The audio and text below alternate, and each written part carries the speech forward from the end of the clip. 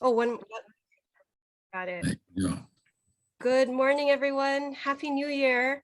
I don't know about you, but yeah, the new year makes me feel refreshed and renewed and ready for the new adventures and new successes. So I hope you feel that way, because this session is a lot of really important information about fiduciary responsibilities that we all have in our clubs and in our districts in many different areas. So today we have a lot of really smart, awesome speakers. We have a lot of topics to talk about. So I'm not going to take any more time. I'm actually going to introduce the person really who is the brains behind this District Leadership Academy. Sorry, Benson, I mean you too, but I'm going to introduce Naomi Masuno to get us started. Okay, thanks, Wendy. So today's topic is fiduciary responsibility, and there's so much to remember when you're in charge. So when you're running a district or a club, it's like you have a business and you have to take care of your employees and the employee families and your customers and your vendors. So same thing. So we wanted to kind of plant the seeds on some of the things that we need to be aware of. So today, our CDS is a recording and that's Nick Taylor. CDS is Club and District Support. They're at Rotary International. They're employees of Rotary International. And they're the ones that we all can call if there's a hard question. So although he says call anytime, what you want to do is first call the main number, because the people who answer are very knowledgeable. So, if it's an easy question, try look it up first, but call the main number. And if it's a really hard question, you can't find an answer, you call a CDS. But you should be calling your AG or your district governor first. So Nick Taylor was going to be on his way to Orlando for the International Assembly, but International Assembly went virtual. So he actually is still I think he's in Arizona, Colorado, someplace over there, but he wasn't able to come with us in person. So he did do a video for us. So he'll cover a lot of topics, but we also have some other topics on fiduciary responsibility that we have speakers on. So we have Peter Evans. He's our youth protection officer for the district. So he'll talk a little bit about some things to look out for when working with youth. And then we have our insurance liaison, which is Rich Proctor. So Rich Proctor is a member of the Honolulu Club. Peter was a member of the Honolulu Club, but he's with the Eco Rotary Club of Kaka'ako now. And then we have Paul Saito. So Paul Saito is an attorney with Cage Shetty. He's a member of the Honolulu Club. He is going to come in later on at about 10:15, and he'll talk about the overall picture of fiduciary responsibility. Okay, so hopefully we are covering the main topics that you should be aware of, but there are many other things to be aware of when you're in charge of a district or a club. So just wanted to put in a commercial here. So you see the Rotary shirts. This is the Rotary shirt for next year. Okay, so it comes in burgundy and charcoal. And so if you want to order this one or any of the other ones, so the one for this year there was only a limited supply, but the one for last year, guess what? It's like $10. So if you need some shirts, go to islandtraditions.com/Rotary. And this shirt comes in 2 colors that is only $10. So Benson, if you need some more, it's $10. Yeah, I only have Rotary shirts. So yeah. And then the one for next year in burgundy and charcoal, $35. So, and we have all of these HOC shirts on sale for $20. So if you need new shirts, because we're going in person pretty soon, please go buy some shirts, especially this one. We got about 100 shirts more to sell. Okay, so can I join in on that plug, Naomi? That's great. We have these shirts left, but don't forget Mark Maloney is going to be one of our speakers at the conference this year.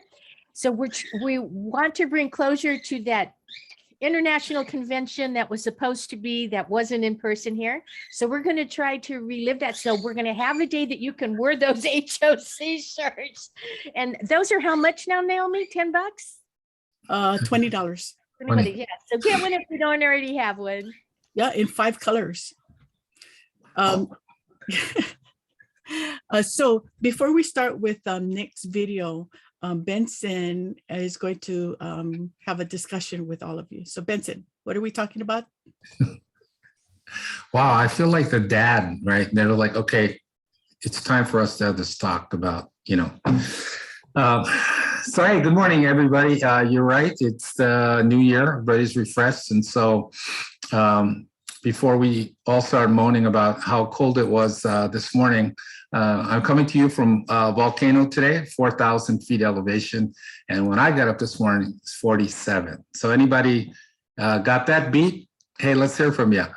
No? Okay. So I'm the guy. This got the coldest temperature.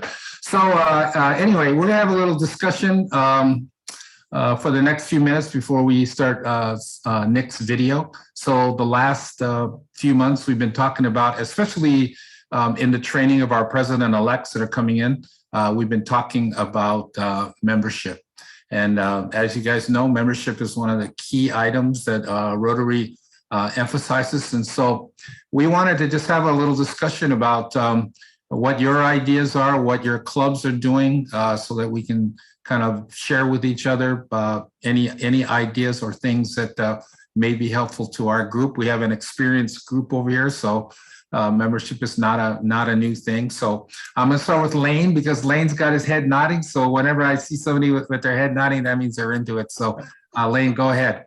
What's your thought about membership in your club and some ideas we might be able to use? Shoot, yeah, absolutely. Happy New Year again, everyone. One of the things in our club that we've been trying to do because of the lockdown is, focusing on retention, as we all have been. And the one thing that really worked out very well was before Christmas happened, we sent out a Christmas card and we called every member to tell them Merry Christmas and to say, how are you doing? How's everything going? Is there anything we can do? And I think that really helps keep the retention, but keeps people in our club connected, because I don't know about you, but I miss you guys. I really miss just having a drink or just sharing, some kind of story or hanging out with you. And I know that they miss us too, our members. So that is something that really was helpful. Great. Thanks, Lane. I don't know if your club's like our club, but we've been kind of struggling a little bit trying to keep our gang together, simply because we have a lot of legacy people who are just really in person or nothing, right? So our board decided last month to basically change the format of our meetings. So now we're going to 2 meetings, a social and a service event. And so last week, we had Naomi and Pili come to our meeting to talk a little bit about what they're doing. So Pili, I wanted to go to you now and talk about any ideas you might have about membership, because you shared some with us at our club meetings. So go ahead, Pili. Hi, good morning, everyone. Well, one of the ideas that I suggested when we were talking with Benson, I think that kind of having this accountability partner within the club, like the board kind of adopt one person, or when you have like a new member coming in, to have someone from the club who is kind of involved, to kind of have that person who is always checking on the new member, right? Like, hey, there is this service project. Do you want to come with me? This is like this meeting next week. Are you joining? I'm gonna join. Because sometimes we get super busy during the day because of work. At the end of the day, we don't want to go to that meeting because we are tired. But if we know that someone that we can relate to is going, we are more likely to go, right? Like, oh, my friend from my club is going. I guess I'll just go and show some support, So it's just kind of like an easy way to just have one another to be checking on you. So I think I just kind of grab also what Lane say, to be checking on each other. like how things are going, how is your work, how is school, how is like, you know, your promotion, how are your kids. And not only let it be like this Rotary matter that we only talk about this, right? Because at the end of the day, Rotary is not only about the project, but also about the human connection, also about the friendship, the fellowship. And it's very hard to have that environment for through Zoom, right? It's very hard to connect with everyone through a Zoom meeting. So we kind of just have to, and every club has like a Discord of members who are always there for the club, right? So I think that if we can rely on that group to check on each other, it's gonna be easier for us to keep it going and growing, at least until we can go back to what we used to be, right? The thing is that now, like, we never thought it was gonna be like a 2 3 year thing, right? So now it's like, okay, what do we do? So that's Yeah. my idea. Okay. Thanks, Philly. Appreciate that. Kathleen, oh, you're just getting up. All right, you can come back. I know that you're working with several clubs on the Windward side, talking about how to use membership to grow their clubs. So any thoughts about that? Anything that you guys are emphasizing over there? Well, I really like what you just said, Pili. I do think it has to do with relationships and taking care of each other. We had our new president, Anka Floor, had assisted in recruiting some new members. And I think that the way we're keeping them, you know, so it really has to do with retention, is by letting them know we care about them. Because we're not doing a whole lot of, you know, getting outside and doing community service projects. We're not doing a lot of the socials that we relied on. So I think just making sure we are letting people know that we still are kind of a little group, a little Ohana, kind of keep going. And so I think that's the main message is, yes, it's difficult times, but we will get through this together. Yep. Okay, thanks, Kathleen. Anybody else have anything else they want to add to that? I could call on somebody. Ryan, what's your thought? What kind of membership things can you guys be doing to help grow your clubs? Well, we've been well, earlier, before we got locked down again, or not locked down again, but when the second surge, we were trying to tie in our socials with you know, we had like a golf social for one example, and we actually had you know, some people show up to that, and then we incorporated one of them at least into a service project, and so we hope to maybe try to get them back to be in our meeting. So, you know, it was more of a soft introduction into Rotary.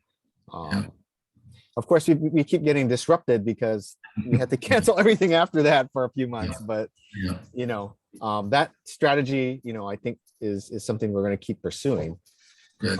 Yeah, you know, do a social, invite people in soft, you know, just get to know some of the people, and then, hey, we got this project coming up in a couple of weeks, and we call them up, and they actually showed up. So great. now we got to Thanks, keep Ryan. yeah. So Lee, you got your hand up. You have something to share with us today. Yeah, I just, you know, kind of in tie-in with what Pili was saying, we take a few minutes at the beginning of our meeting to do breakout rooms, and they're randomly selected by Zoom for us. So we do little breakout rooms where we check in, just like Pili was saying about, you know, how's your job? How's school? How are your kids? Are you surviving, you know, the online factor? Are you worried about school starting up again? We take, you know, maybe 10 minutes to just sort of chat. And since we're all over the country, it's kind of nice to hear other people's perspective on what's going on and how they're reacting and dealing. And our club has actually grown. I think we have 12 new members over the course of this last year. So we've grown and we've retained. But again, there is that core group that comes to every meeting. And then there are the stragglers that poke in. So it's hard to engage some of those folks who don't come all the time. And how do you do it, especially as an online club? But that's one of the things we've tried, and I think it's worked really nicely to have that sort of, 10 minutes of fellowship before we start out. Yeah. Well, that's a great idea. And thanks a lot for that. This is a really a difficult time last couple of years. I know I've seen it in my own club, but the point that Lee made is that we have a really strong core group. And although, we see people come and kind of go on the peripheral of it, the core group is pretty strong. And so what we're hoping to do is continue to grow that core group out. So I want to wind this up because, our schedule's kind of tight today. So I'm going to toss it back over to Naomi so we can hear Nick Taylor. So thanks a lot for the discussion, you guys. Really appreciate the participation. So what we'd like to ask all of you, your leaders in your club, your past presidents, and we'd like to ask you to make a commitment to take some of the ideas that you've learned in our DLA and apply them to your club. What can you do in your own club to grow your club, to help your club with retention or some of the other ideas that we had in our training? So Nick Taylor is our CDS representative. He did this video a little while ago. So some of the things he's saying, like he's saying he's on a plane, he's not. But anyway, here is his video. Hey everyone, it's Nick Taylor from Club and District Support here at Rotary International. Thanks for letting me kind of pre-record this and virtually stop in your district training. I think right now I am currently on an airplane heading to Orlando, Florida to support the International Assembly for the District Governors-elect, which is why I cannot be with you here. Well, I guess it would be virtually either way, but you get the pre-recorded version of me instead of the live version. So yeah, thanks for letting me do this for you. Just wanted to take a few minutes here and talk to you a little bit about what we do in Club and District Support and how we can specifically help you as a district officer. So to let me do that, let me pull up a quick PowerPoint for you. Share my screen. All right, yeah, so your support from Rotary International, specifically from Club and District Support. So the cool thing about our team, Club and District Support, is we're actually a global team. Just like Rotary International is an international organization with members all over the world, we also have CDS officers all over the world. So we're represented in every single one of our international offices. As you can see, they are pointed out here on the map. And it's pretty cool because that gives us a global perspective of the work that we're doing. So we collaborate as a team and we can, kind of get ideas from each other on a more global perspective instead of just being, only in the United States of America. As I introduced myself already, and I'm sure I know many of you, but my name is Nick Taylor. I used to work with Jim D'Amato, and many of you probably know Jim. He worked for Rotary International for 22 plus years, and he actually just retired. So as of right now, I am working my region alone. So I cover zones 26, 27, and 25B, and then 2 districts in zones 31. And hopefully here soon in the next couple months, we'll get Jim's replacement, and I'll be able to introduce you all to somebody new. So what kind of support is available to you from Club and District Support? I mean, in short, we are kind of designed and we want to just be a resource to you, a guide to you, kind of somebody to bounce ideas off of. If you have any questions about like, that doesn't really sound quite right, maybe I'll check with Nick. That's a good thing to do. We're regional experts. We know, we have if you need to connect you with somebody else from the Rotary International world, or even just in the office, we help with online resources, and then heavy hitting kind of stuff such as DEI, adult harassment. And then most recently with the elevation of Rotaract, we now support Rotaract clubs. So for the district Rotaract representative and Rotaract chair, we can be, a great resource. And then also with any new Rotaract clubs that are being formed, we can help guide you through that process. In Rotary International, the staff and CDS specifically, we work very closely with the other members of RI staff. So I work very closely with your AGO, with your regional membership officer, your grants officer, financial officer, all these individuals that you see on the screen. We work as a team. We pretty much cover more or less the same region. So when something major is happening, or whenever, you know, anything is really happening, we collaborate together so as that we're all kind of on the same page.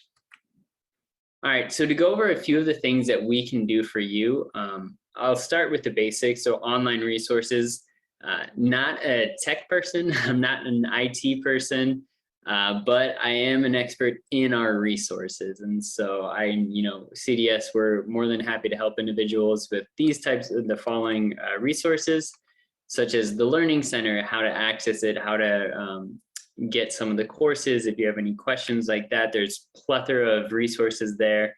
They just redid it. They redid the Outlook or the interface of it all. So hopefully it's a little bit more intuitive than before. Rotary Club Central, why it's important, why clubs should keep track of their goals, how this tool can actually be a resource to them instead of kind of like something annoying that they don't want to do. Rotary Showcase, how to use that tool, how to take advantage, really collaborate with other clubs around the world on projects. And then lastly, the Brand Center, making sure that clubs are compliant and they're also using all the resources that we have here, which everything on the Brand Center is already approved, and you can go ahead and use all of that stuff. Okay, moving on to kind of more of the modern issues that we're facing as our organization, like such as DEI, diversity, equity, and inclusion, which is a huge and important thing that we're trying to improve on as an organization.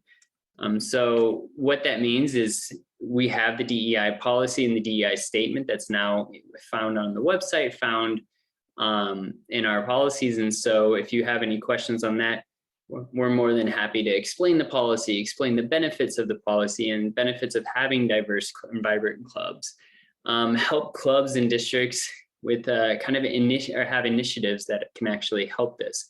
We found that so many things that can actually improve your DEI of your clubs and districts are just simple things, checking your bylaws, making sure that clubs are updating those, looking for membership within your community, maybe where you haven't looked before, changing the way you meet, whether it's online or in person, where you meet, those types of things that aren't necessarily, in your face DEI, but they're things that can have a huge impact.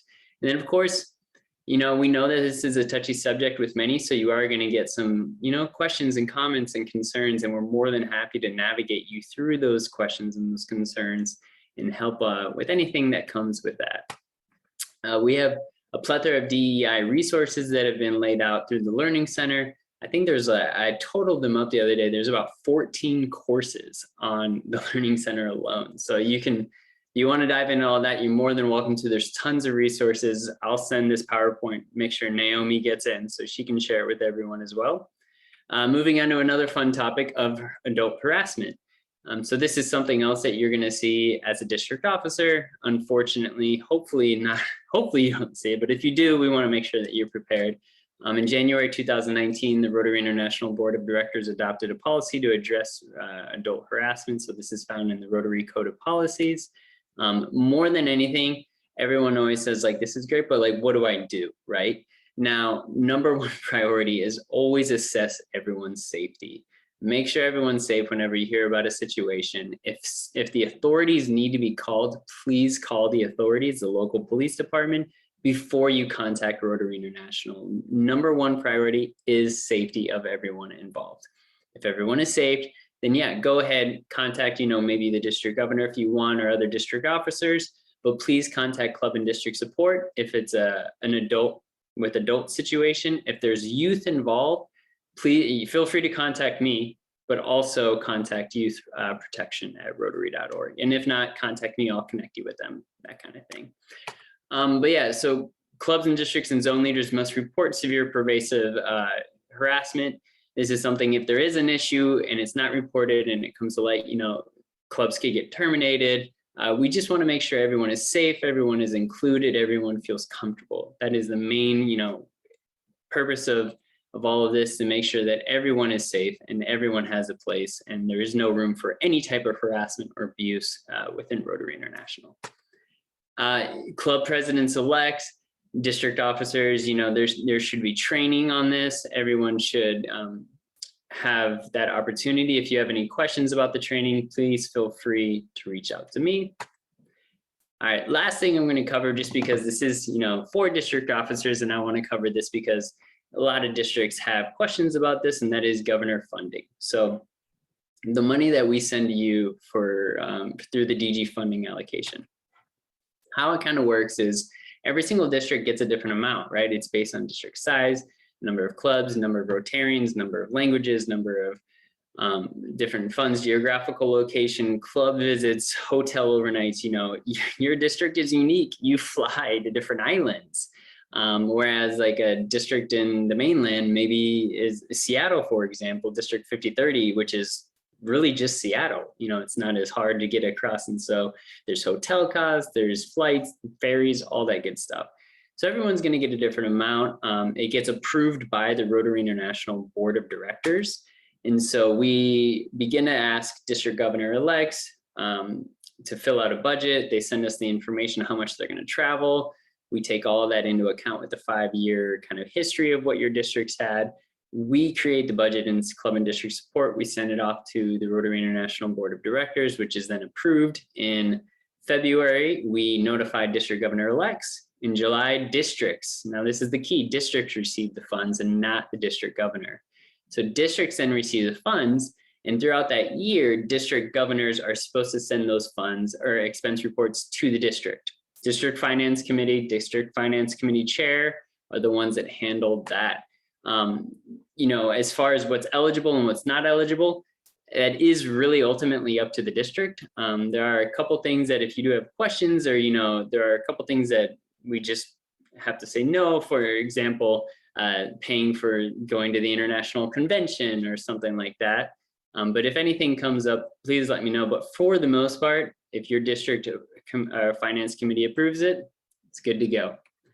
The only thing that we really require now on our side is at the end of the year, you send us this 1-page report. We don't need any other documentations, receipt, anything like that. You just send us this one report to say, hey, we used all the money. And if you didn't use all the money, we figure out a way to get that back. Then by the following year, you have a full year to complete your annual statement on district finances.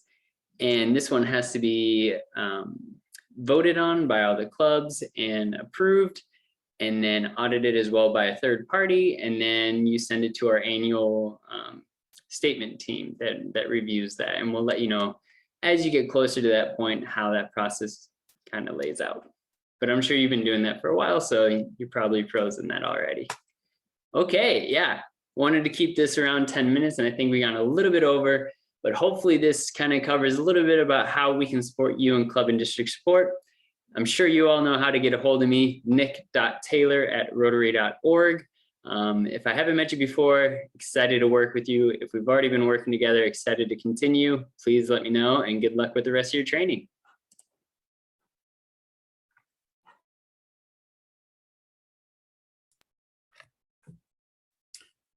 Okay, I would think that you have some questions about what he said. So one is the district funding. So I think that some of you have questions about the district funding. So we get an allocation, and so Rotary has a pot that they divide with the district. So we get a funding, and so this year we got 14,000. So that supplements our budget. And so when you think about when we go to pets, that takes care of it. Pets is about $12,000, $13,000, $14,000 to send all of the AGs and the district team. So that money is not, extra money that we can spend whatever. We account for that in our district budget. So it covers basically our expense to go to pets. So just it's that much money to go to pets to send all the AGs. Were there any other questions from that video? On that topic, Naomi, is that 14,000 fairly constant, or is it fluctuate quite a bit? It fluctuates, but not that much. So in the past, we've gotten 8,000, 12,000, 13,000, and it depends on how much Rotary has. So if membership goes down, our dues are less, then they have less in the pot. And it depends on what we say we're going to do with it. So it covers visits to the clubs, the training for pets and for training for other officers. So it's about, in the last couple of years, it's been about 12 to 14,000. Other questions? No? Okay, so Peter is not here. So Rich, are you ready? You want to take it from here? Certainly. Thank you. I will be happy to do that. Hold on a second. I think I need to share my screen, but let me make sure I'm ready to do that. Hold on. Okay. Are you? I can do that. Okay. Here we go. Can you all see that? Okay. What we're going to talk about today is what is available through Rotary International on the insurance front. What are you protected by under their program? And so we start off with their district liability insurance program, as you can see here. What is covered in this program and who is covered? What are the subjects, limitations, and how do you report an incident, and then what resources are available at RI for all of that? That's part of this discussion. And what is this program? It's as I said, it's a general liability program which has several subjects we'll talk about, and a directors and officers program with certain limitations on that as well. Here we go. So under the general liability policy, and this is fairly standard. Anybody who's familiar with commercial general liability will understand it covers bodily injury and property damage, sexual harassment. This also includes liquor liability, host liquor liability. We'll get into that in a minute. Non-owned and rented auto liability coverage, medical payments, which is a small amount of money, but only for those incidences where you do not have to concern yourself with liability. And personal and advertising injury, which can be including libel and slander, but this also includes copyright infringement, which can be important if you're publishing anything that somebody has an objection to. So it protects the Rotary clubs and districts against these liability claims. And what entities are covered? This is important because we have the Rotary clubs, we have the district, we have the Rotaract clubs, and also these other foundations that are covered: Interact, Community Corps, Certified Youth Exchange Organizations. Who's not covered? I guess that's a better question. And we'll get into this with the certificates of insurance. But the question I was asked recently was for a project that required evidence of general liability coverage, in which there was a partnership with other nonprofits to enhance the program. Can we cover them on our liability policy as for additional insured? And the answer to that question is no. We also had to take out liability insurance for the HOF because that was a separate entity when we were going forward with the convention that didn't happen. But those are the kind of things that we need to be compared. But basically every entity is covered here. But who is covered? That's also another question. So it protects volunteers and Rotarians. So again, people who are on the site that are volunteering for you, but who may not be a member of your club. They're covered as insureds, respecting to their liability for acts within the course of scope of their duties on behalf of the Rotary Club and or district. So if you got somebody, for example, who came in, here's a good answer. You have your neighbor's child come along with you, and they take out a pickaxe on a landscaping project, and they happen to hit a sprinkler line that explodes or something, and so we have a problem with that. That neighbor's child is covered as an insured. So their actions would be included in the coverage presented by RI. Sexual misconduct and abuse, which is important. And unfortunately, Peter wasn't ahead of me because he would be talking about this subject. And but it does cover for both adult and child sexual abuse and molestation. So if your club is being accused of that, or you're being accused of that as a Rotarian, acting in the course of your duties as a Rotarian, you would be covered at the club, and the club is certainly covered for that. There could be a situation where, under certain circumstances, the club would be covered, but the Rotarian would not be in this regard, because I've seen that happen in when it comes to employee-employer situations, where the person who's being accused of harassment or molestation has to find their own coverage, whereas the club would be covered. Here's an important part, and this is important for everyone to understand out there. The general liability insurance protects Rotary clubs and districts against liability claims for bodily injury to a third party and damage to a third party's property. What this tells us is, we as insureds, I'm a member of the club, I'm an insured, so I'm covered. But if I get injured, I'm not covered under this program. I cannot sue the club or RI and expect protection here. And this is one of the reasons why we ask our members and volunteers to sign waivers. Now, a waiver is not a particularly ironclad document, but it does go a ways towards protecting us from someone coming against the club for injuries that they sustain themselves. So this is only for other people's injuries or damage. It's not for our own. And that's a key element here that you've got to be concerned with. Liquor liability, we should all be concerned with that, because a lot of times we are having socials and we're serving alcohol, or we're at a place that does serve alcohol. And if someone goes off in their vehicle and causes injury or damage to somebody else, and let's say they don't have enough insurance, then the club could get sued, and they're going to be protected by the RI program. So that's important as well. Non-owned and hired or rented automobile coverage.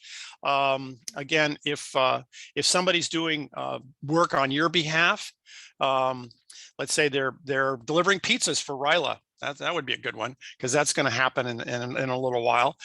They're delivering pizzas to other people in Ryla. They get in an accident and they don't have enough coverage, and the club gets sued because they're doing Rotary business, if you will. It becomes excess over whatever coverage they have. So it's not primary, but it's excess over the owner's coverage, and could protect the club if that were to happen. Medical payments, again, this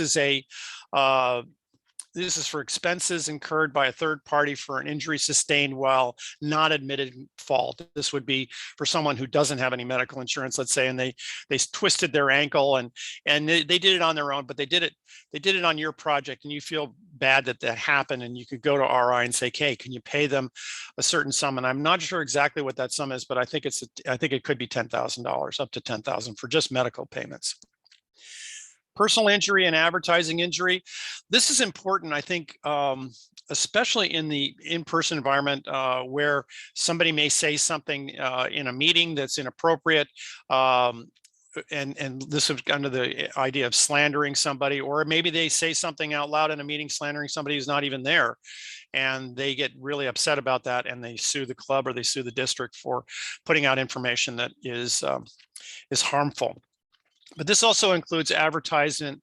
So if you're doing any kind of publication and you steal a song, you steal somebody's content and use it for your own purposes, there could be a claim against you for that sort of situation. Doesn't happen very often, but I'm more concerned with the libel and the slander area, because people do get upset about certain things and say inappropriate stuff. Then we move into the directors and officers liability coverage, which is a little more esoteric. It's not as, it's not about physical loss. It's about, could be financial harm. And employment practices liability, EPL, which also covers claims arising out of club and district employment related practices. Most clubs, I think the Honolulu Club, we have an executive director. Some people have executive directors that are independent contractors and part-time folks. So we don't have a lot of employment, but even an independent contractor could sue the club for malpractice, if you will, mostly having to do with discrimination. That's our primary, that's where it comes from primarily, is from discrimination suit when it comes to the employment practice liability. And so who is covered here under this EPL and D&O?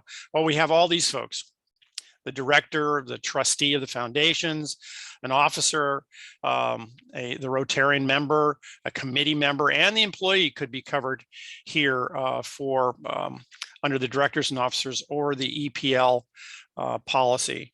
And again, this would be mostly for discrimination and a malpractice or malfeasance in managing funds that the entities have. And the same entities are covered as we had for the directors and officers.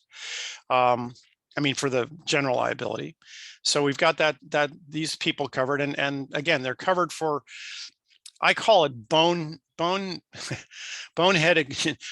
decision making at the maybe at the board level, where they decide to go off and do something kind of stupid, and then somebody says, wait a minute, that was really stupid, and we don't like, and we were financially impacted as a result. But here's another important aspect of this. This is no crime insurance, even though we may be liable for the fiduciary responsibility that we have for the funds that we're in charge of. If someone steals those funds, if they break into the bank account, or they misappropriate checks that are coming into the club and put them in their own bank account, there's no coverage for that. Fidelity coverage can really only be purchased on an individual club basis. So if you're concerned about somebody absconding with your money, buy the coverage from a private entity or from an insurance agent somewhere in town. So there's no coverage for that. Our coverage territory is worldwide. However, general liability claims have to be brought within the US territories. But the D&O can be only where legally permissible. There's certain countries out there where you don't even have that liability because there's no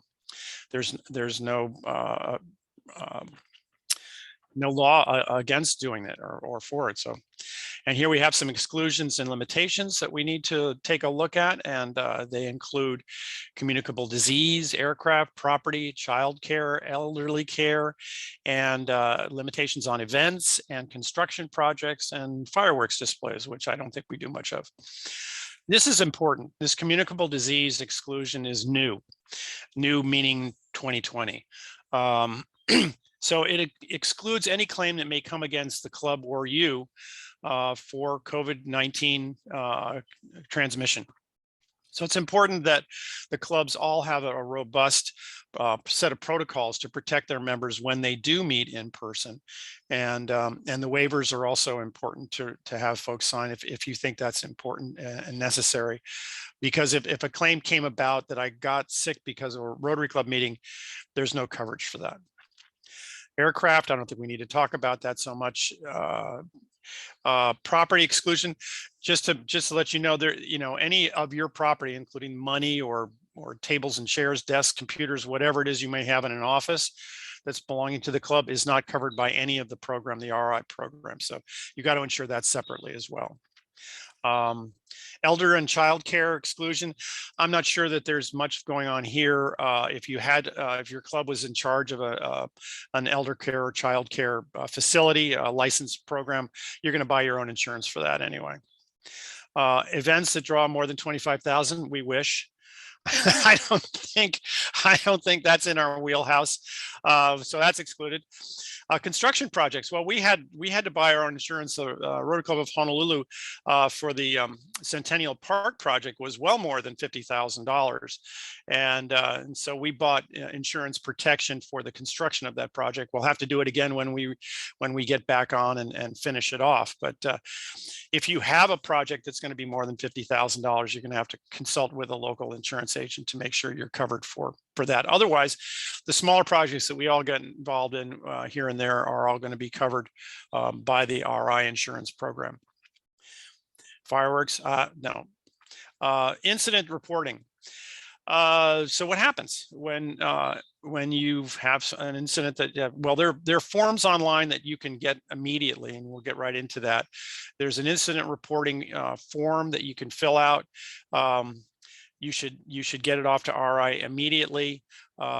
There's some information at the end of this that will give you where to go on all of that. But yes, as soon as you have an incident, now, not necessarily a claim, and this is important, you should let RI know if you think there might be. For example, if somebody, a third party, let's say, who was injured significantly on a project that you were involved in, it's probably best to jot it down. Because you never know when that, and it could take 2 years for that claim to surface. And by that time, everybody's forgotten what happened. So be sure to write it down and submit it as a records only, if you will, waiting for the shoe to drop, the next shoe to drop, if it does. And where do you go to get this information on all the things that you need to do if you get in trouble, if there's a problem? Well, you go to Gallagher. And you might want to take a picture of this particular page, and the next one too. They're the ones who manage the insurance program for RI, and you can get with them toll free. You can write to them rotary@ajg.com, and you can also go to the website where you're going to find the various forms, and here it is. It's really this is where you find your certificates of insurance, your summary of coverages, loss prevention strategies if you need them, and an incident form.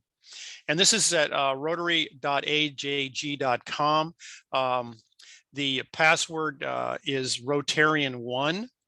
And you log in, and you can do your own certificate of insurance if you feel comfortable in doing that. All you really need to do is insert your club name and the certificate holder who's asking for this. As you can imagine, over the last couple of years, we haven't had a whole lot of requirements here because we haven't been going out to many places to do things. So we haven't had the need. We haven't had a lot of events because of COVID. But this is helpful information, and this is where you would go. If not, you can always reach me, and I can get the certificate done, or we can work on helping you get it done if you need to. There are always questions that come up regarding, well, is this or that covered? What do I do in this situation? I just got one last week from Nalani, and I'm happy to answer those questions and point people in the right direction. So, any questions from you folks? I have questions. Yes. Oh, go ahead, Ryan. Oh, sure. Rich, I had a question regarding, I noticed, there's obviously no disease coverage. And you mentioned maybe having participants sign a waiver. Is there a resource for that, for a waiver specifically related to right? If you go to coverage? if you go to that website, you'll see a couple of different waivers that we've utilized and basically made our own. We just take some of the language and then we chop it up to make it specific for the event that we're having. But if you go back to this ajg.com, it'll give you all of that, the loss prevention strategies that it's indicated here. That's where you find the waivers. Great. Okay. Yes. I have a few questions, Rich. Okay. Okay, go ahead. What limits do these policies have? And I'm curious to know what limits of coverage. 2 million per occurrence. Actually, there's an umbrella also, but the primary certificate of insurance that would you have is 2 million, 2 million per occurrence. Hold on, I could probably pull that up. And it's certainly more than you're normally required on a premises liability policy. And is that a shared limit, or is that separated by district or by club? How is the limit? It is a shared limit. Yes, it's but that's per occurrence, and that's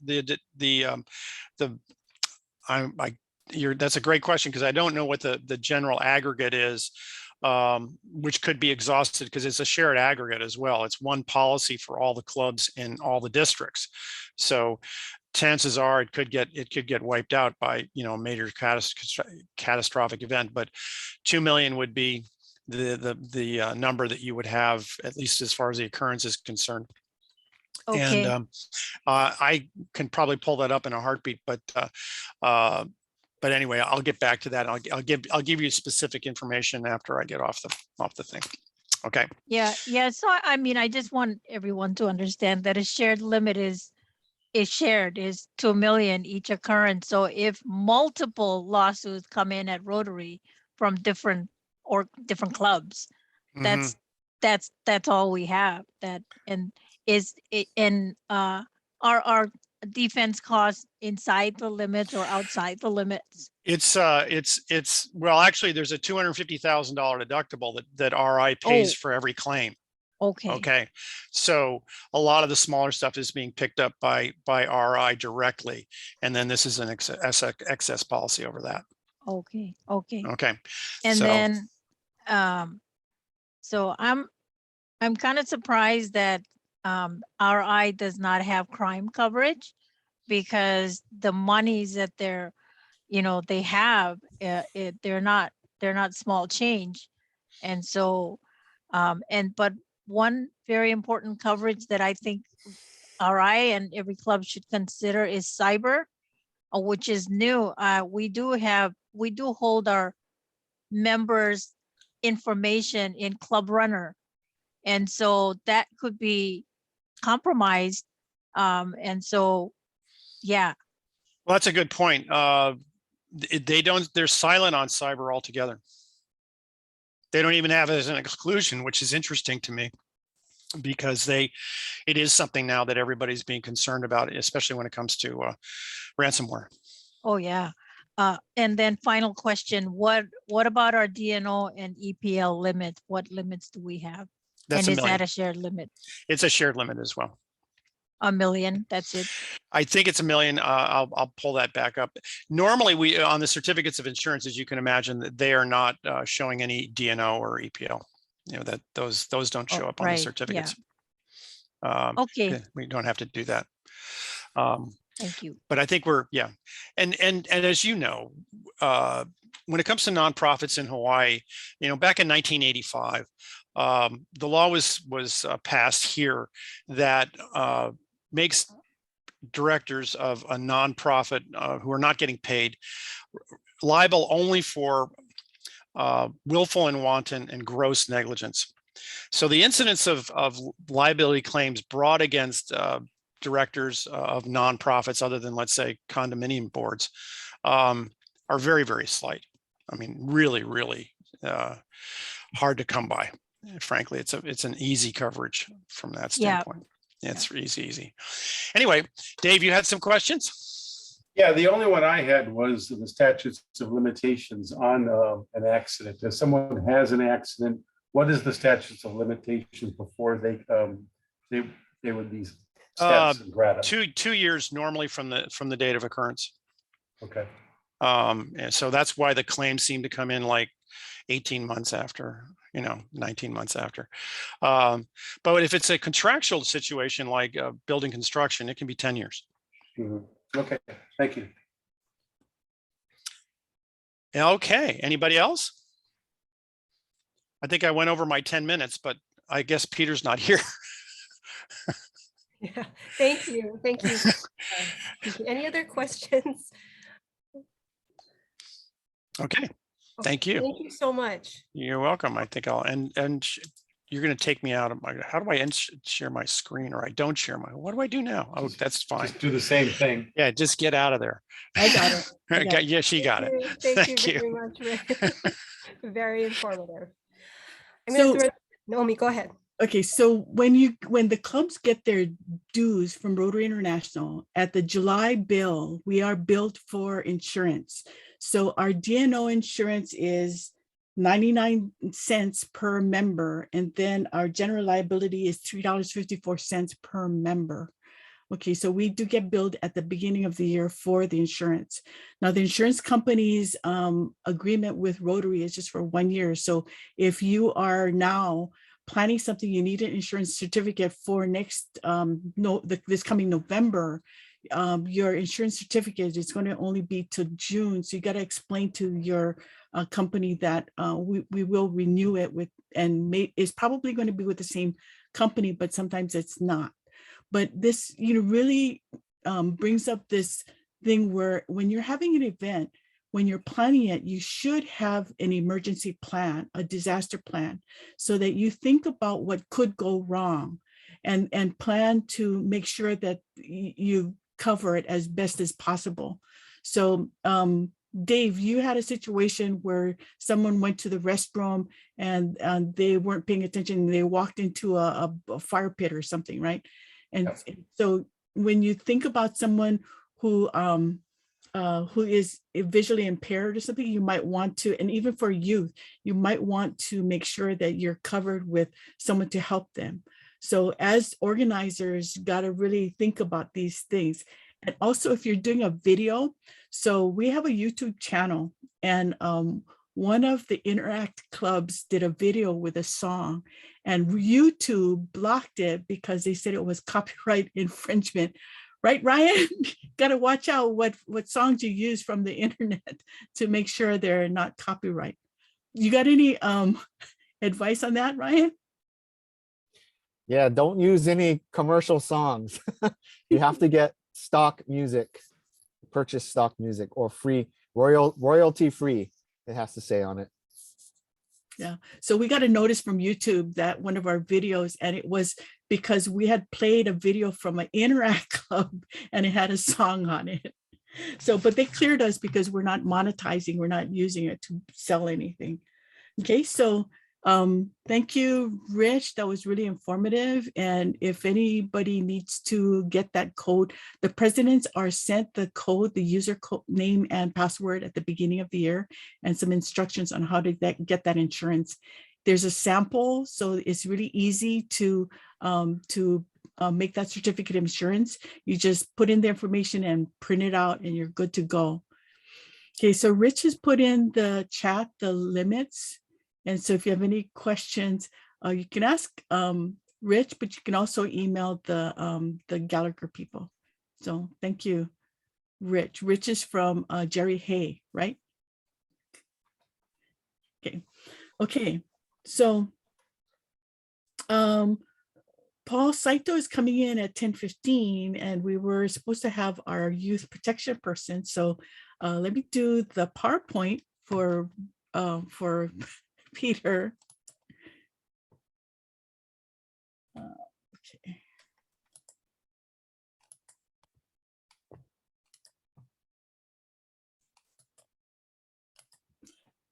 So for youth protection, let me start from here. There is a guide on the Rotary International website. So if you are involved with any youth programs that you're coming into contact with students, minors, please read the Youth Protection Guide. But with our virtual, even with virtual, you still need to do a background check for the host of the virtual event if you have youth. But you also need to think about how people are doing their chat. And so you might want to disable chat so you can't do a private chat with someone. But always think about what could go wrong and try and mitigate those situations. So let's see. So awareness is really important of what could go wrong. Look for signs that there is abuse or harassment. We have the youth the Rotary Scholarship coming up pretty soon. And so you might want to have some rules about how you're going to handle that. So if you have in-person interviews, for instance, you never, ever want to have one adult with the students. And so even if you've got 3 students and 1 adult, you just got to remember that what if all of the 2 students leave and you're left with 1 student and 1 adult? That's not permissible. You always have to have 2 adults when you have minors involved. Okay, so harassment and abuse, just need to be aware of some of the signs and make sure that you don't have that situation where it could happen. Okay, so these are some signs of abuse. And so this PowerPoint is on our district website. We had a youth protection training in, I think, September, October. Every club needs to sign a certificate that they are aware of what the Rotary rules are. And they took this training. So every club was to send 1 person to this training. Okay, so never, never allow anyone to be alone with a child at any time. Okay, so the leadership team is you. So we need to think about what could happen and really foster safety rules and what Rotary says that we need to do. Okay, so let me stop here. Are there any questions?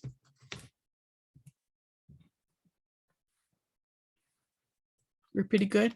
I guess just remember, you never want to have 1 person alone. Just one question, Naomi.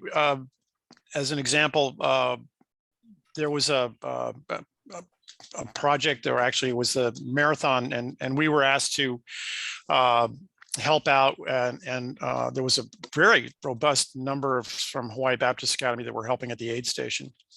At the same time, we as adult volunteers were required or requested to fill out a certain form to let them investigate, or it was I forget the exact name of the form, but it was pretty invasive, I gotta say. Meaning they were asking a lot of questions, had to put in your social security number and so forth. And I went, wait a minute, this is really sort of an overreach. And I wanted to find out whether or not this is, because there was no way anybody was going to be alone with a child, and there was no transportation involved or anything of that nature. But I wondered if it was something that was required anytime that we have children at a particular project. Where are the boundaries here? Do you know? I don't know. You don't know? Because that it's kind of off-putting, I think, for some of the adults to be feeling like they're being investigated, if you will, when all they're trying to do is to help out at a project. And guess what? There's some students that are showing up, and I'm not sure exactly where that begins and ends. Was that for something that Rotary put out? Yes. Oh. It was a Rotary. It was a form that was that we were supposed to enter into, so we would be basically compliant, and it was it would be something that the folks at RILA had to figure out, or had, the people in RILA are doing, because they are more aligned with children all day long, kind of thing. Anyway, it was just very and I've been to other meetings where there was a lot of discussion around the feeling that some of the Rotarians were getting, that there was just this overreach in compliance. Okay, so maybe we can look into that later with whatever club that was, because it could be that they were copying a form that they got from someone else. But yeah, asking for his social security numbers is a privacy thing, right? Right. And it would seem like it was, I was going, wait, I'm not going there. It was like an FBI form. Okay. Yeah, Rich, I would be kind of concerned with that too, because I know we do a lot of joint projects with our Interact clubs, and they're all out in the general public. They're not really in a room where you're sequestered with a minor. And I would think that, there might be times where an adult and a minor might be next to each other, away from other people. And I would hate to think that we'd be in violations for that, even though they're still in general public view sight. So that would be an interesting thing to understand, because that could have other reaching consequences. Correct. Correct. So Any- when we did the tree planting, and when there were any minors, there was a form that that the parent had to sign, but there wasn't any, there wasn't any personal information, right, Pili? Pili, are you there? Yes, I'm here. No, there wasn't any personal information. It was, yeah, That's just that's a liability waiver, right? yeah, exactly. Yeah, and it always, the only difference from the form was that we asked the parent or the guardian to kind of have their contact information, and that they agree to the kid to be, or the minor to be there. Mhm. Sort of, yeah. And the parent had to be there with the minor, right? So it wasn't that the minor was just let go in our care. Correct. Yeah, unless that they were going with a Interact Club and their guardian that was like the teacher or something like that. But there was never like a minor under our supervision directly. Okay. What about you, Wendy? What about your school? What kind of forms? Is there a social security number that you got to put in? Yeah, I was going to share. I don't know if it's different from, but for our school, like when we have volunteers, so we have a lot of parent volunteers, or maybe sometimes they're aunties and grandmas. They volunteer at events and when they're around school, so we don't have them fill anything out. But of course, every single year, staff and faculty have to go through a training. So I think the bottom line, so we don't have any liability waivers, but for us, we just try to remember not to be alone. Especially the biggest thing for us is in a car. So we can never transport any students in our car. We've had I had two of our RILA students. I drove them to one of our Rotary meetings to speak, and so I had to get their parents' consent to do that, and I had another adult in the car. So anyway, the traveling part is really big at our school, and then we try not to be alone in a room or in an area with a student. I think if you just stay away from those two issues, I think, but we don't have our volunteers fill out any kind of a form. In fact, even we don't fill out, as staff and faculty, we don't fill out any forms either. I don't know if that helps, but oh, hi, Peter. Hi, good morning, Peter everyone. can probably answer this question. First of all, I want to thank you folks all, and I want to deeply apologize for not being on. I was actually hosting a youth protection training event for Wahiwa, and we had a big turnout there. We had about 30 people there, and I didn't realize my schedule conflicted here. So my deepest apologies, but I was catching the back end of what you were saying there, Wendy, on driving kids around. And this was a hot topic. In fact, during my last session here with Wahiwa about a couple minutes ago. And it is very true. We still go through our background checks, we go through our vetting process, and planning is key. And when we huddle up with our volunteers prior to the event, these are standards that we have to make sure that we establish. One of the things that we have, one of the things that have come up in the past is, what if, how do I know the parent who's picking up the child is actually the parent or who's authorized? So having a best practice of creating a list or an authorized list of parents or an authorized pickup list is a great best practice. In fact, I would encourage everyone doing events have something like that. So it's best practices. We had a question on how do we control outside volunteers when we've been vetted. How do we control that?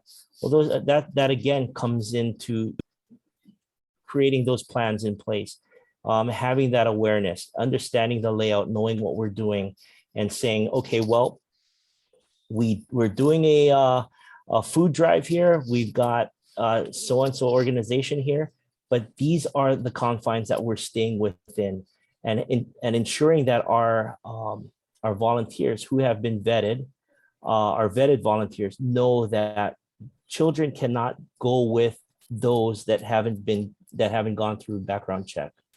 And so those are some of the best practices, but absolutely. I heard you mention about going into an automobile. Actually, and actually I was badly answering someone's questions. We actually had a couple of questions before you came on. Rich, did you want to ask your question? Yeah, it had to do with the background check. And it was whether or not one had to be done just for a regular project where you were having multiple Rotarians and multiple students at the same project. And this specifically was for an aid station at the marathon, where a background check was being not required, but it was I felt it was being required, but it ended up being it was not something that I needed to do. But getting a background check is a pretty invasive process, can be. Absolutely, Rich. And I absolutely understand that you may have your one-offs or your one-day events where somebody may volunteer. I'm going to use my wife as an example on this. She may want to volunteer at one event and not volunteer for the next 5 years. So is it feasible for her to do a background check? Absolutely not.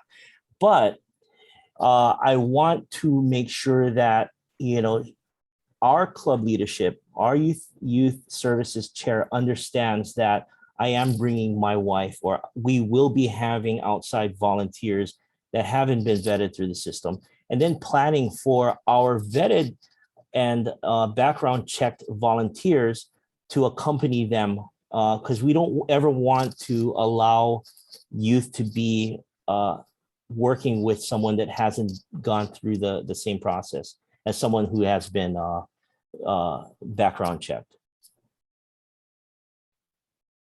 Hopefully that makes sense. We take a look at risk, and we look at risk, and we mitigate the risk. Is it risky to have a child with a person that hasn't gone through the background check? Or is it risky for a child to be amongst others that hasn't been, and there is some inherent risk to that. How do we control that? How do we mitigate some of that risk? How do we keep things within our confines and our control? And so we have to ask those questions. I think, did we have another question besides Rich? Or if you have a question for Peter? Yeah, I have a question that I think it came up at one of our RILA events up here on the Big Island. And this was a couple of years back where we were still we're overnighting the kids, right? So we had one of the student participants come, and they identified themselves as transgender. And so then it created a big issue now, because that person actually, who was I think biologically a guy, and then but then identified himself or herself as a girl. And so now I'm trying to think about how we resolve that. But it came up as an issue, and I just was wondering if there's any kind of rule or policy about transgender kids, or how we handle that. That has come up in the past, and there is nothing that I have. I can definitely reach out to Rotary International, see if there's any addendum to a policy or addendum to any type of regulation. But there, as far as our policy manuals, our youth protection manual guides, there really is not anything. And so I'll really defer this back to it being a case-by-case scenario, club by club. The clubs have the autonomy to do things. Transparency is key, and allowing and letting people know and leadership know of the situation. helps to buffer some of the decisions that we make. But making the appropriate decision at the appropriate level is key, especially for something that's sensitive to this. Now, we always want to keep the students or the youth situation sensitive. And so we want to make sure that we are all inclusive. That is what we do. How we do that is something that may not be the decision of one person, may be a group of people, but in that situation, now we take a look at restrooms. What do we do for restrooms? If there's a male or female restroom, how do we accommodate our student for that? Do we have a do we have a volunteer who has been vetted and background checked, escort that person, clear out the male restroom or the female restroom, and allow that person to use the restroom without them feeling out of place? These are real sensitive subjects, but again, case by case scenario. I don't have the right answer for you on that, Benson. It's one of those, this is really, when we talk about unprecedented times, when we talk about creating a shift, this is one of them. This, along with what we do virtually, very, very unprecedented. So doing the right thing, we're all good people, and we all have consciences, and we want to foster our youth. And that's really the core of youth protection, is fostering the youth in a safe environment. And so with that in mind, we have to make sure that we do everything in our power, and we must provide them with a safe environment. And so that's our duty. And so again, a case by case scenario, it's one of those things where it really doesn't feel satisfying. I wish I could give you a black and white answer on that. But it's one of those where we just really have to take a step back, make the appropriate decision at the appropriate level, and then just have everyone engaged on that. But great question. Okay, thanks, Peter. Absolutely. Yeah. Any last questions for Peter before we go to Paul? Peter Paul? Where's Mary? Do we have a Mary out here? Naomi, thank you so much for presenting those slides. I again, everyone, I apologize. This is a very important subject for me. I fortunately am being pulled at all different areas. So I was very happy to help out one of the other clubs with youth protection. So again, I apologize. Thank you, Peter. Thank you for being here. No, absolutely. Any questions, email me, call me, anything that you folks need, I'm here for you. Oh, so Peter, put your contact information in the chat, please. I absolutely will. Thank you. Okay. Okay. Right on schedule. Woohoo. So Paul Saito is here, and he has a PowerPoint, which I'm going to show. If he can show his video, I think he's on his phone. But Paul Saito is a past president for the Honolulu Club, and the Honolulu Club is our mother club, 166. Well, I think we're 140. 100. No. Rich. Might be 120. I don't know. So being the president of the Honolulu Club, as Rich knows, is a really big thing, and good thing you have a good board with people who can really support you. But you've got to really think about all the different things that could happen with a big club, and the projects that they do are large, and it could be in a different country. So a lot of different things to think about. So Paul is an attorney with Kate Schutte, and he got his Juris Doctorate degree from the University of California, Hastings College of Law. And he's been with Kate Schutte for how many years? 25 years? 25 years, yeah. Okay. So Paul, go ahead. Thank you, Naomi, for that nice introduction. And my apologies. I'm doing this next to a tennis court where I just finished playing. So it's good that you can't see me. But I couldn't get my camera to work. So as long as you can hear me, and I sent I sent some slides to Naomi so Naomi can help. But um, what I'm going to talk about is fiduciary duty of club officers, directors, and if you have a trust of the trust funds. So uh, what I'm going to cover in like 10 minutes, hopefully, would be the definition of fiduciary duty, what the IRS requirements are if you have trust funds, the basis of the duty, so where it comes from, and if you wanted to know where you need to look to find out what your duties are, you know, where to look. One of the key issues about fiduciary duty in a club setting or a nonprofit setting is conflict of interest. So we'll talk a little bit about that. We'll talk about the statutory protections volunteer board members have, and we'll talk a little bit about consequences if fiduciary duties are breached. So Naomi, if you could go to the next slide. So in general, the fiduciary duty, most of you know, is if you're put in a position to take care of somebody or something, or the assets of somebody or something, you essentially step into the shoes of that person.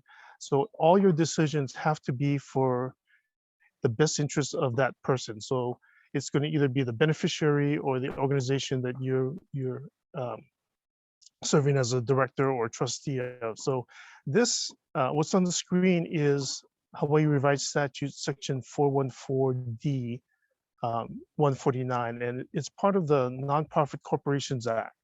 So, you know, fiduciary duty is really a common law, which means it was developed by court. So it's what people in the community expect of you, but occasionally our legislatures like Congress and our state legislature will codify, which means to put common law principles into a statute, and that's what this is here. So the 414D is the Nonprofit Corporations Act that sets the minimum standard for nonprofit corporations in Hawaii.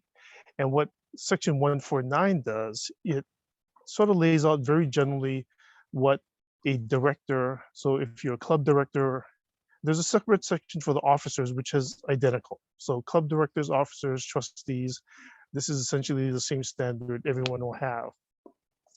So what fiduciary duty generally is you have to exercise your best faith to do what's in the best interest of your beneficiary, your principal, you know, the organization that you're representing.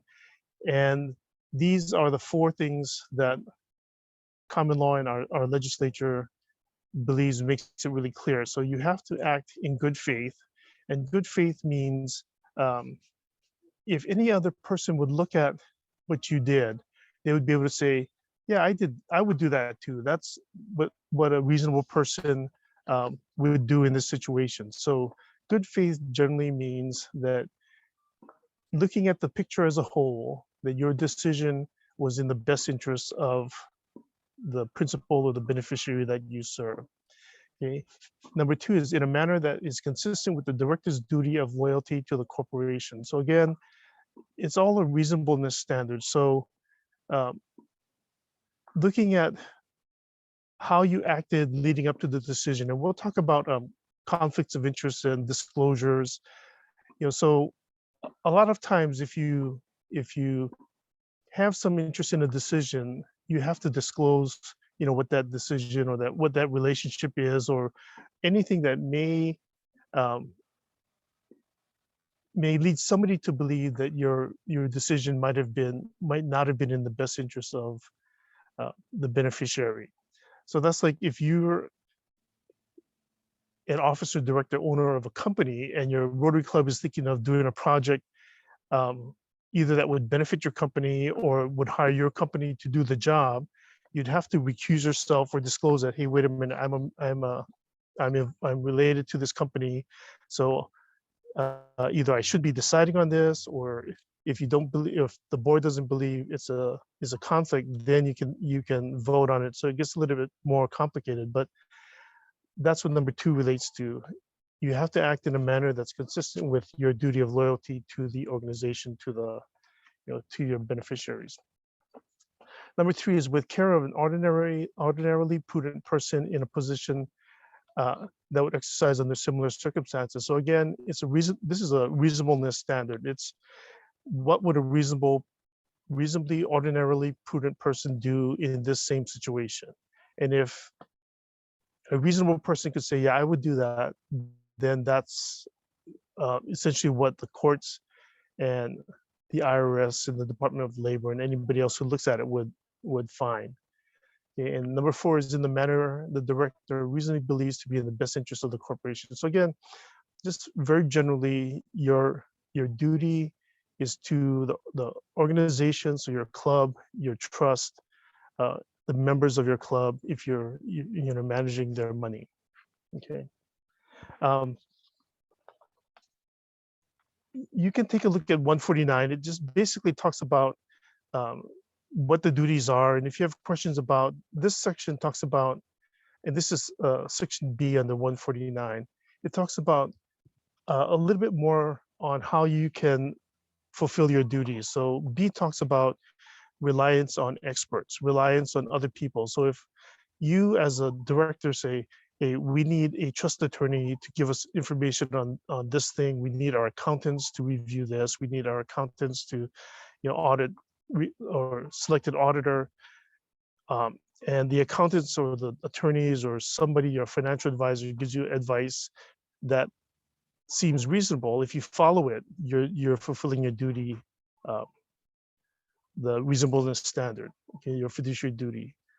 Next one, Nomi. And that section also talks about how you can violate your duty. So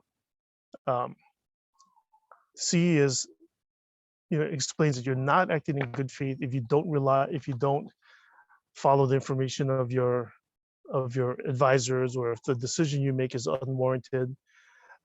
D talks about indemnification or defense, which we'll talk to a little later in a different section. E talks about trustee. I don't know what he talks about, but he talks about trustee responsibilities, and F talks about protection for you, especially if you're not in a paid position. And most nonprofit directors are not paid. Okay, next slide, Nomi. I think that's it for that statute. But I put that up there because that's the most important one, and that's the one that talks about where your duty comes from. Okay, IRS requirements. If your club has funds that your directors are managing, you're required to file an IRS form 56.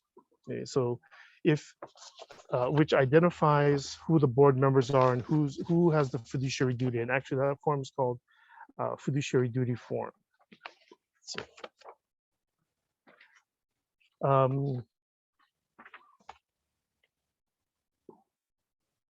Yeah, the IRS form 56 is called Notice Concerning Fiduciary Relationships. So if your club is managing funds, your accountants or your CPA is supposed to file a IRS form 56 to identify who the officers and directors are. Okay.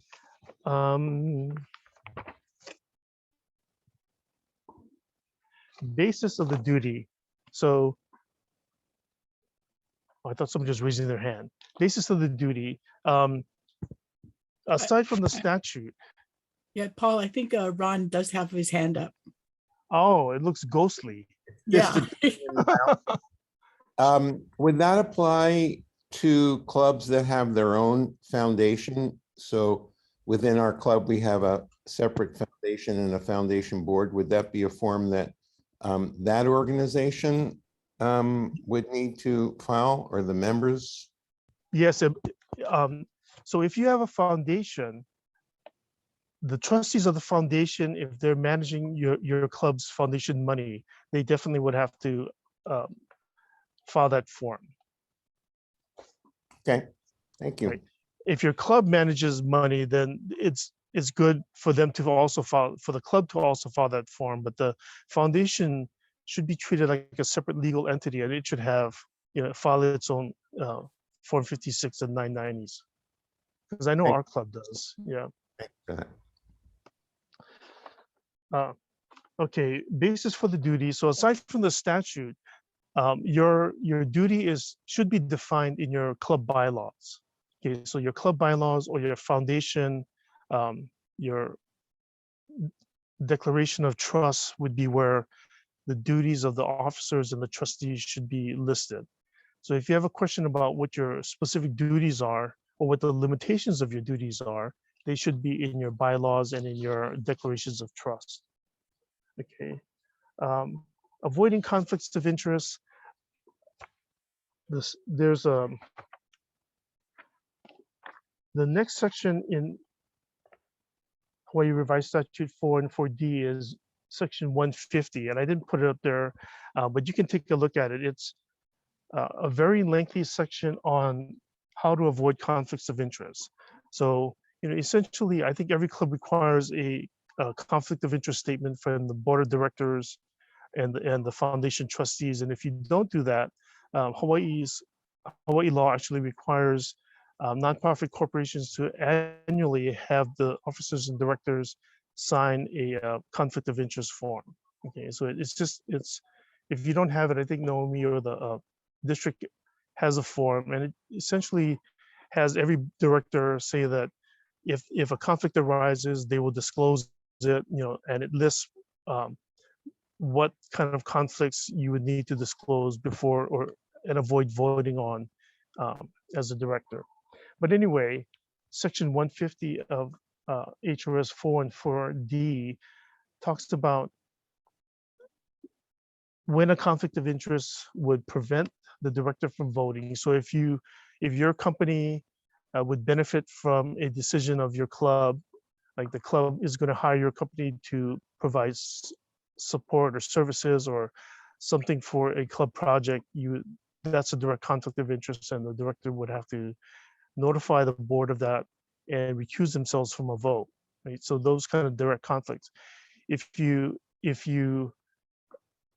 are recommending a friend or another corporation or another entity where you have not just a financial interest, but a relationship where it could benefit you from some other dealings, like referring club work or club monies to a different organization for them to benefit from the project, and in return that organization has an interest or has a relationship with you that somehow benefits you, that kind of relationship should also be disclosed as a conflict of interest.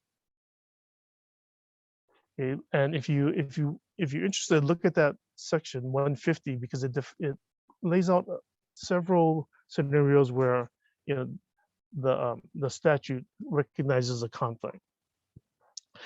Okay, that section also talks about avoiding or disclosing a conflict of interest, and when the board determines that it isn't a conflict of interest or that a conflict of interest would be waived. So it talks about those situations.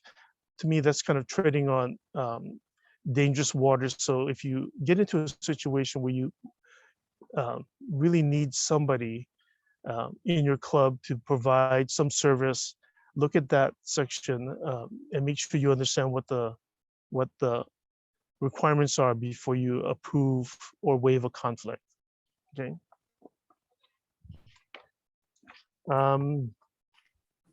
Protection. The next 41460 or section 160 and 161 and 162 deal with indemnification of nonprofit board members. So 414-160 is called Authority to Indemnify. And what that section talks about is, if you're serving as a nonprofit board director or a director of your club, most Rotary clubs, I know Rich might have talked about it already, but Rotary International has insurance for directors and officers. So as long as your conduct is in good faith, follows that the guidelines for fiduciary duty, Rotary will indemnify and defend you for any decisions you made as a director of your club or as an officer or director of the Rotary or the district. And that's statutorily required, well, not required, it's authorized in section 160 of section 160 just basically says if you are sued or a claim is brought against you for a decision you made as an officer or director of your club, the club has the authority to indemnify and defend you. So either the club or the club's insurance will pay for your defense, which means they'll hire an attorney for you, and indemnify you, which means if there's any damages that you are found responsible for as a officer or director of a club, the Rotary's insurance will pay for that amount. Okay. What it also talks about though is if you're found liable for damages because you didn't follow or didn't fulfill your fiduciary duty, so you didn't act in good faith, you made decisions that a reasonable person would say, hey, I wouldn't have made that decision, then the clubs don't need to defend you or indemnify you. There's also a permissive indemnification, which means if a club officer or director does something and the club doesn't think it should indemnify or defend that officer or director, if the officer or director goes to trial and is found not, or is found by a third party that the officer or director did not breach the fiduciary duty, then the club would be required to indemnify or required to reimburse the officer and director for the legal fees and the officer and director incurred. Okay, so that's sort of the three parts. The clubs can pay up front. The clubs don't have to pay if the officer or director violated their fiduciary duty. But if an officer director defends and is found not to have violated his or her fiduciary duty, then the club must reimburse that officer or director. So there's a lot of protections for nonprofit board members. So that's it. I think I went over a little bit too long, but that's fiduciary duty in a nutshell. Nomi? Thanks, Paul. So it's applying the four-way test, right? In all cases. No, that's exactly what it is. Apply the four-way test and you can't go wrong. Okay. So if Rich, Peter, and Paul can stay a little bit after we wrap up, then anyone who has other questions can ask questions after we close up. So thank you, Rich, Peter, and Paul. And Sandy, you want to wrap us up? Yeah, and I want to also thank you, Rich, Peter, and Paul. We just need a Mary in there, like you said. Yeah. So I just want to close out by saying, everything that you folks are doing, it's just so inspiring. And really, as you contemplate these really important fiduciary as well as risk management responsibilities that we have as leaders in Rotary, now it's really the time to engage, inspire, and motivate all of our clubs. A lot of our traditions, including like our meeting formats that we've been engaged in, have been in person, whether they're fellowship opportunities or socials. We've really focused on doing all of the things that we do in person. And while I'm optimistically confident that COVID will go away, at least in the form that we are experiencing it today. And did you hear we had 5,799 cases? It will eventually go away, but digital communications will not. So we really got to take a look at how we refocus how we do things while still remaining compliant. So as we adopt alternate ways of engaging with members, we really need to keep in mind, whether it's changing our meeting formats to Zoom or hybrid, of looking at ways that we can really introduce creative non-in-person ways, including things like fundraising, right? And that's something that we'll be focusing on with the presidents this month. So what I want to also say, last but not least, and I think it's really important, I got to experience you. My husband just came home and my dogs are barking. I apologize. Most of you participated in a membership development assignment, I found those to be outstanding. And I would love to see you bring your great ideas to reality. I've already contacted some of you, and the rest of you can expect a call from us, because I think that we've got to keep the creative ideas going so that we can continue to inspire and motivate our clubs, especially during these hard times. So keep it up, DLA Academians. You guys are awesome. Thank you, and have a great weekend and a happy 2022. Thank you. Before you leave, let me just do our usual weekly or monthly rather photo. So if you could turn on your cameras and then also look at the screen. Okay, ready? 1, 2, 3. Okay, I will send you an email with assignments and your mentor assignments, and also contact information of some of the speakers today. And that's it. Sorry, we went a little overtime. Thank you, everyone. Happy New Year. Everybody, next month, we're going to have a speaker from Rotary International on the brand. She's a brand specialist at Rotary. So you can ask all the questions about using logos and branding and things. And stay on if you have any questions for any of our speakers. Thank you. Thank you, guys. Thank you. Thank you. Thanks, everybody.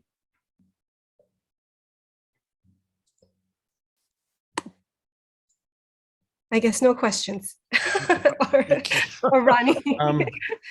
I had a question. Well, for you, Sandy, I don't think I participated in what you were talking about, membership something. So can you share your wonderful ideas with me? My wonderful ideas? No, the wonderful ideas came from the DLA. No, I know that. Not your wonderful ideas, but the wonderful ideas that you spoke about. It sounded like people had ideas on membership, and some of the people in this academy gave them to you. I was one who did not. So you didn't participate in the group activity, is that? I think that's correct. Oh, okay. We'll be resharing those. Absolutely. It was an assignment from this group. Yeah. So that's a good idea. I'll compile them and then I'll send it out to the group and include Sandy and all of that. Rich, did you have a question also? No, that's okay. All right. Can Talk to you later. Follow up on a question that was brought up. Rich, it might have been you that asked this when it came to the Honolulu Marathon. Right. At least the question was posed regarding the coverage, right, of individuals who participate in these public events when we have youth participating with us as volunteers. And I just wanted to clarify that because it does involve youth. There's Paul. Tennis player. I forgot. I have a camera on my deck. That's okay. Sorry, Rich. Sorry to bother you, but nice background. So you're in your backyard. That is my backyard. Yes, I'm not. Yeah. I'm not there right now. So back to. Okay, I just can I go? You can.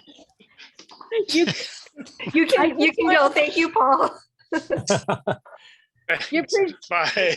Good to see you, Paul. You too, Peter. Bye.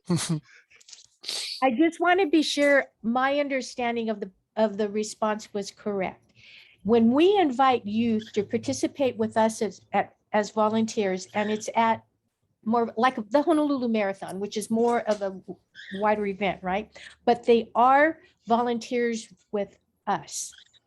The coverage question or the risk management issue is because they are volunteers with us, right? Are they covered under as a volunteer for us as other volunteers as Rotarians are? Yes, as far as the coverage is concerned, they are insureds, which has a positive and a negative. For example, yes, if they cause injury, let's say they stepped out and they injured a runner. Okay, that would be, they bumped into a runner and the runner says, "What are you doing?" We're covered, they're covered, the parents probably are covered. But if they get injured in that process too, we don't have coverage for them. Oh, I see. That's the difference. Okay, so then as we keep planning these Rotary Days of Service projects where we're encouraging clubs to partner with Interact and youth, the key thing there is I guess making sure people are aware that they're not coverage in case of injury. Is that it? Right. It's only for third party, and third parties are other people that happen to be in the neighborhood, not anybody who's working on a project. And that could be not only the club member, but a neighbor or a volunteer that comes from, somewhere else. Okay. Thanks for the clarification on that. Yeah. Right. Okay. Okay. Everybody, good session. Okay. I just had one thing real quick, Sandy, and this came up on the last session that I was on, and on it had to do with youth protection and contacting children via text message. Adults contacting. So let's say there's I want to use a speech contest as an example. So our beloved speech contest. So if we are contacting the children, there is no formal way of I guess what I'm trying to say is there's a disclosure form or media form for parents to sign, but there is nothing similar to it as far as communicating to children, communicating to youth, as far as scheduling them for an interview on, let's say, like a scholarship interview. So my only recommendation for that, and I kind of wanted to get you folks all on board on it, was that there is nothing that says, but one of the best practices that I would say to employ is that you make your initial contact with the parents and let them know that you will be contacting the children, and as much as possible to go through the parents rather than the child. Yeah. And their feedback to me was a lot of times they can't get in touch with the parent or the child through the parent, but they have the child's phone number. Is it appropriate to text the child? And I said that just as long as you're transparent with your club specifically, then you should be okay. But you treat it on a case-by-case scenario. So that came up on the youth protection scenario that I had earlier, or seminar I had earlier. Wow, that's a great one. That's a really good one. And in my mind, I'm thinking, even though it's electronic, that we should be considering the same guidelines we do for in-person, right? You would think. I've been in contact with Rotary International just to try to get some clarification on the technological aspect. We're doing everything on, the only guidance that they have is regarding virtual exchanges. And that kind of crosses over to virtual meetings, virtual events, and things like that. So I know they're working on some guidance specific to that, but everyone uses their their cell phones. And then even as far as, are we allowing youth to take pictures and post them? I know we have a media release, and that's the media release. We may have to take a look at that and, sharpen it up a little bit, because do we want to just say that all pictures or all volunteers aren't allowed to take pictures? Is it just one person per se, like a photographer? These are just things that have just come up recently. And so it's just kind of food for thought, I guess. Good point. Because especially virtually, you can't control when I'm screenshotting. Well, right? that is true. But what I've kind of told the group is that we can control who hosts the events. So whoever the host is on the event has to make sure they've got to be background checked. They have to be vetted. They are recording. They can have the capability of recording, but what do they do with that recording? Has come up. And so as long as club leadership is made aware, as long as they are transparent in their intent, that should be kind of a buffer a little bit, I think. I don't know. It's one of those things where youth protection in terms of technology has been very, very subjective, because there's really no clear guidance on what to do. And so putting plans in place and putting it back to the clubs, it's not as satisfying as getting a real better direct guidance on what to do, I guess. I don't know.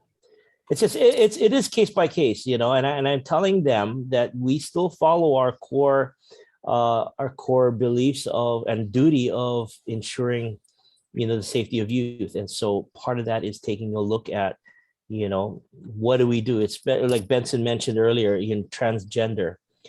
That's nowhere in the policies. I mean, how do we figure that out? Jeez. And you still have to be sensitive to the child and protect the child and be all inclusive. So these are the scenarios that are coming up, and it's definitely worth the discussion, but more to come, definitely. I definitely do want to put together a training event for the virtual side of it. So I think it's very important right now that I'm more so now that I'm getting a lot more information, a lot better guidance. Yeah, I think, go ahead. Peter, you talked about pictures, and so a lot of our events like RILA, we have a disclosure that they're allowing pictures, right? Correct. And by the way, you should have a statement too when people register for the conference that they're allowing the pictures. But for a picture taken at a school, someone said that the school has a waiver that we can take photos, but that waiver is for the school, is not Absolutely. not for us to use, right? Absolutely. Okay, so how do you get the approval to use the pictures taken at a school? And the guidance that I've given on that is going back to the school's principal, because if it's a school function and we're working sort of in the capacity of a school event, not so much a Rotary event, but a school and Rotary event, we may be able to use their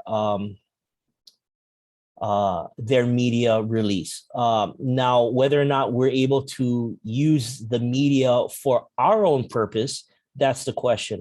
We should be able to use the media for their capacity in their media or their website and so on and so forth. So it is difficult. Whether or not we carry some forms with us and we walk around and we need this media release form, or we're planning this event, or whether or not the youth services chair, as part of the Interact, year, has all parents sign a media release, and then we just block everyone out in behind. I don't know. It's a tough subject. Dictionaries. Absolutely. So you go to the class. So then, it's our project in the classroom. So we shouldn't use the faces of the kids then in that case. If we're using the media for our own benefit, if we're using the media to publish in our own website, there may be some problems with that. Now, what I've been told was, and I got this from Mark Behrens over at the DOE, is that now private schools may have their own policies on that. But as far as the DOE, if we use media in conjunction with a partnership, let's say with the school, and they upload it and they use it for their own media, then that's fine.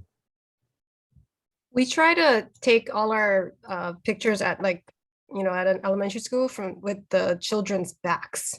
So maybe from the back, and we're shooting, and so we can see our people maybe in the front and just the backs of the students. Because there's also issues of we don't know if there's child custody issues or anything like that, right? So we try, I don't do the social media for my club, but we try really hard not to ever put a face, a student face. on our social.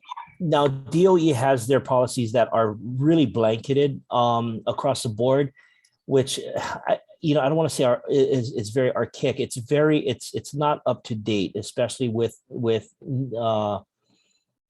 things that are going on now virtually. But with the private schools, let's say for instance, St. Andrew's Priory, I was able to take pictures and upload it on our newsletter because they have a blanketed media release form stating that in the beginning of the year, all parents sign it saying that your child may be photographed and used for partner websites or so on and so forth. So there is a disclosure. So I was able to take pictures of, we had a health fair over there, or the Pinky, the Purple Pinky Project. And so I was able to take pictures of the kids and even upload that into our newsletter. And like you were saying earlier, I think it's by school. So like at Marinol School, it's only for, as you were saying earlier, it's only for school usage. So it's not for, yeah. So slippery slope for sure, definitely. And we want to be sensitive to all of that, especially when we're publishing it online. But yep, a lot more. I mean, youth protection, youth services, Rich over there with risk management. I mean, we're all busy. It's job security for us. Well, but yeah, I think it's important that I have both of you come to speak with the presidents too. I think they need to hear this. So expect an invitation from me to join us in February. Absolutely. And again, I can't apologize more. And Naomi, thank you so much for running those slides. It was funny because when I saw, I was presenting and I saw the text message from Benson saying, "Hey, where are you?" I'm like, oh no. But we had a great turnout. Jeff over at Wahiwa, he decided to extend the invitation out to other clubs. And so we had, I think, about 35 people on there. And for a youth protection only event, and it was we presented some slides and we had a lot of great questions, and it was very interactive, and so that was great. And when I saw Benson's text message, I'm like, oh my goodness, I thought I was gonna vomit at that point. I'm sorry. I'm so sorry. I'm so sorry. I never want to be late for these things, Thank you for coming on, though. I think it worked perfectly that people Good. could ask questions. Yeah. Absolutely. Okay. It worked out fine.